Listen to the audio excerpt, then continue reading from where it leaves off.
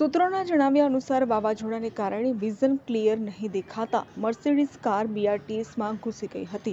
Wrong સાઈડમાં આવતી Mercedes કારની મહિલા ડ્રાઈવરે સ્ટીયરિંગ પરનો કાબુ ગુમાવ્યો હતો, જેને લઈને કાર બીઆરટીએસ રૂટ પર ઘૂસી ગઈ હતી અને અકસ્માત સર્જાયો હતો.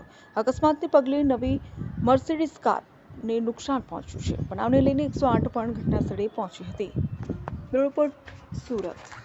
સમાચારોના સતત અપડેટ મેળવવા માટે અમારી ચેનલને સબસ્ક્રાઇબ કરો અને જોડાયેલા રહો ફેસબુક, ઇન્સ્ટાગ્રામ અને ટ્વિટર પર.